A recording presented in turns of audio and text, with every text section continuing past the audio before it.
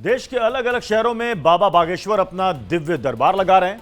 उनके भव्य दरबार में लाखों श्रद्धालुओं की भीड़ सजती है। सभी बाबा के चमत्कार से इतने प्रभावित हैं कि दिन प्रतिदिन बाबा के भक्तों की संख्या तेजी से बढ़ती जा रही है। अब दिल्ली में बाबा का दरबार सजा हुआ है। 3 दिनों तक सजने वाले बाबा के दरबार का आज पहला दिन था, जब दरबार में हनुमंत कथा हुई। अब कल फिर बाबा दरबार लगाएंगे और कल दिल्ली वाले भक्तों की पर्ची निकालेंगे, जिसमें क्या खास होगा इस रिपोर्ट में देखिए।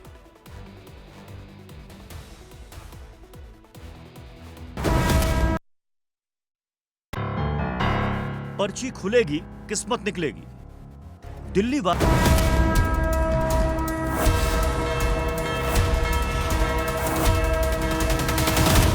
पटना, मंदसौर समेत देश के अलग अलग हिस्सों में अपने दिव्य दरबार के जरिए हिंदू राष्ट्र की हुंकार भरने वाले बाबा बागेश्वर दिल्ली पहुंचे तो सनातन और सियासी दोनों गलियारों में हिंदू राष्ट्र को लेकर बहस तेज हो गई। लेकिन सबसे अहम, बाबा के पंडाल में बढ़ते बाबा के भक्तों की भीड़ है। लेकिन बाबा के दरबार में राजा, रंग, फकीर सब हाजिरी लगाने पहुंच जाते हैं। सियासी सुरमा हो या आम लोग, हर कोई बाबा की आरती उतारता है। दिल्ली से बीजेपी सांसद मनोज तिवारी बाबा के बहुत बड़े भक्त हैं। बाबा बागेश्वर जब पटना गए थे तब मनोज तिवारी ने खुद गाड़ी चलाकर बाबा को रिसीव किया था। और अब दिल्ली में जब बाबा का दिव्य दरबार लगा, मनोज तिवारी यहां भी बाबा के दरबार में पहुंच गए। इसके मायने और मतलब भी हैं। मायने हिंदू वोट है और मतलब हिंदू राष्ट्र है, जबकि यहां आना आस्था को साष्टांग प्रणाम है।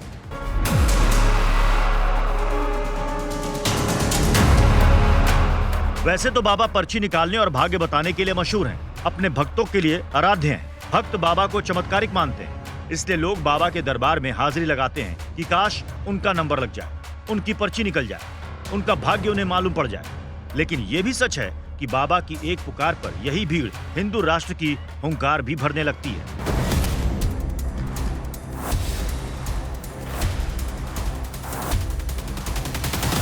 हिंदू राष्ट्र बाबा बागेश्वर का संकल्प है। दिल्ली में लग रहे बाबा के दिव्य दरबार में हिंदू राष्ट्र मुख्य रूप से बड़ा मुद्दा है। बाबा बागेश्वर अपने प्रवचनों में हिंदू राष्ट्र के संकल्प को एक बार फिर जोर शोर से उठा रहे हैं।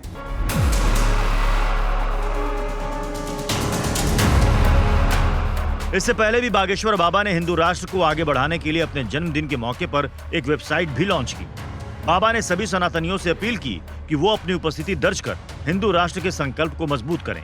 गुजरात के सूरत में धीरेन्द्र शास्त्री ने तो पाकिस्तान को भी हिंदू राष्ट्र बना देने का दावा कर दिया। याद रखना, जिस दिन गुजरात के लोग इसी प्रकार संगठित हो जाएंगे, भारत क्या, हम तो पाकिस्तान भी हिंदू राष्ट्र बनवाएंगे।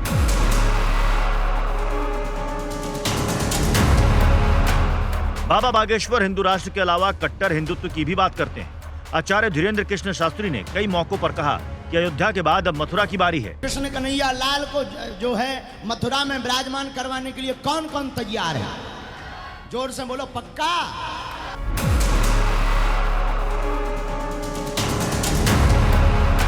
इसलिए सनातनियों के जागने का समय है। बाबा का दरबार जहां भी लगता है, वहां भक्त अपना भविष्य जानने और समस्याओं से मुक्ति पाने के लिए पर्चा निकलवाने पहुंचते हैं। बाबा बागेश्वर के दिव्य दरबार में पर्चा निकालकर लोगों की परेशानियां बताई जाती हैं। साथ ही साथ बाबा पर्चा पढ़ने के बाद लोगों को समस्याओं के समाधान के बारे में भी विस्तार से बताते हैं। जाहिर है, दिल्ली में दरबार लगा है तो पर्ची भी निकलेगी, लेकिन कब और किसकी पर्ची निकलेगी, इसका खुलासा अगली रिपोर्ट में।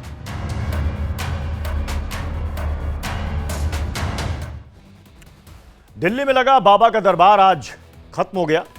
बाबा मुंबई के लिए रवाना हो गए। कल सुबह फिर वो वापस दिल्ली आएंगे, लेकिन सबके मन में यही सवाल उठ रहा है कि बाबा दिल्ली वालों की पर्ची कब निकालेंगे।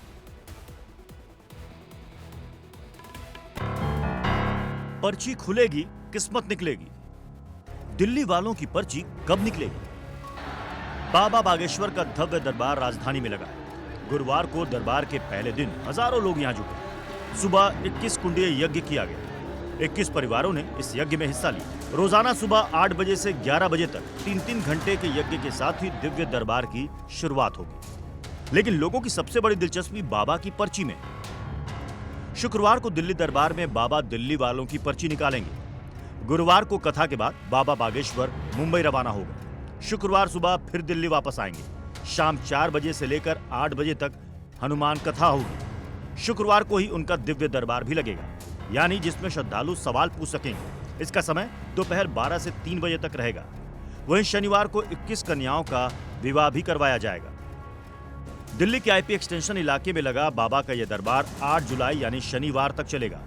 दिल्ली दरबार में बड़ी संख्या में महिला श्रद्धालु भी पहुंची हैं। लेकिन अपनी पर्ची निकलने का इंतजार तो सबको है, महिला हो या पुरुष, युवा हो या बूढ़ा, सबको अपनी अपनी बारी का इंतजार है। Bureau report, India daily live.